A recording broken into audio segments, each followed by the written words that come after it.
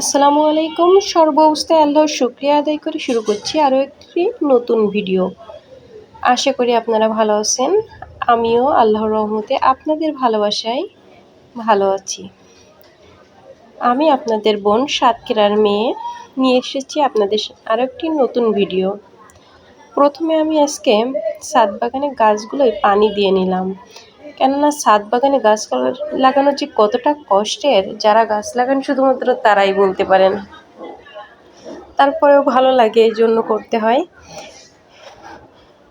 আর টবের গাছগুলোয় প্রতিনিয়ত ঘাস হয়, এগুলো পরিষ্কার করতে হয়।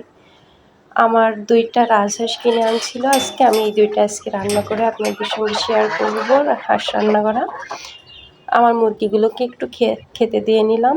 এগুলো কিন্তু ধান আমি পানিতে ভিজিয়ে কল হওয়ার পর এগুলোই খেতে দিচ্ছি, এতে ধানের পরিমাণ অনেক কম লাগে। পানিতে ভিজিয়ে রেখে বস্তার ভিতরে রেখে দিয়েছিলাম, গরমে ওগুলো ফুটে গিয়েছে, চারা তৈরি হয়েছে, ওগুলো এখন মুরগিদেরকে খেতে দিচ্ছি। আর এগুলোতে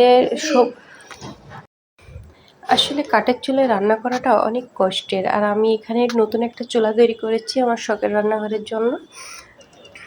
আর হাঁসের মাংসটা আমি বাজার থেকে কেটে আনছিলাম, ওরা সুন্দর করে পুড়ায়ে আসলে পাখনা টাকনাগুলো নাড়ি ভুড়ি সব পরিষ্কার করে দিয়েছিল, আমাকে শুধু মাংসর টুকরোটা করে নিয়েছে। কেননা একা হাতে 2টা হাঁস পরিষ্কার করা অনেক কষ্টের। আর হাঁস 2টা মিলে 6 কেজি হয়েছিল।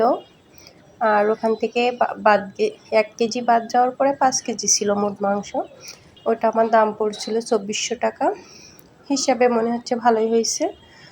আমি হাঁসটা রান্না করার জন্য মাংসের জন্য আগে মশলা ভুনা করে নিয়েছি। আমি কিন্তু আজকে নারিকেলের দুধ বাদেই হাঁসের মাংস রান্না করছি। বাসায় নারিকেলের দুধ ছিল না, তার জন্য আমি একটু তেল বেশি করে দিয়ে মশলাটা বেশি করে সুন্দর করে ভুনা করে নিয়ে হাঁসের মাংসটা আগে সুন্দর করে কষিয়ে নেব, কেননা হাঁসের মাংস গন্ধ থাকে। মাংস কষানোর উপরই মাংস মজা হয়। অনেক সময় দেখবেন কেউ রান্না করলে হাঁসের একটা গন্ধ বের হয়।